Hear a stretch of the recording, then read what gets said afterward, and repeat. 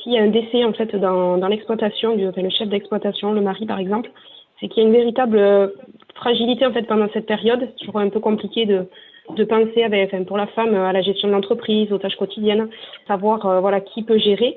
Et l'idée en fait, ça serait ma proposition d'avoir une sorte d'assurance pérennité pour organiser en fait le pilotage de l'entreprise en cas de disparition accidentelle.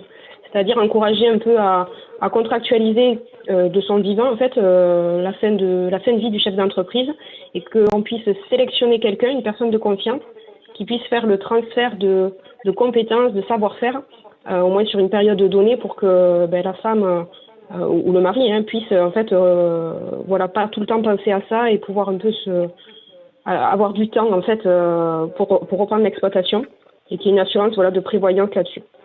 Parce que c'est vrai qu'être agriculteur, c'est pas rien, il y a un lot de compétences qui sont importants.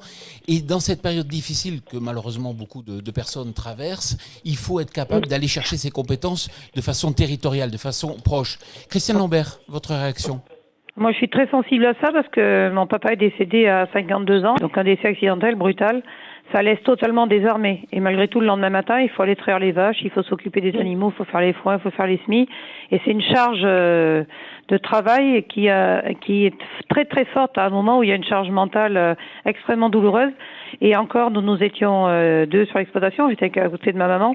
Mais pour une femme qui se retrouve toute seule, c'est épouvantable. Je trouve que c'est une super idée, elle est très humaine et elle correspond vraiment à quelque chose qui est un vrai besoin au moment où ça arrive. Malheureusement, il y a plus souvent d'accidents chez les hommes que chez les femmes dans les exploitations agricoles.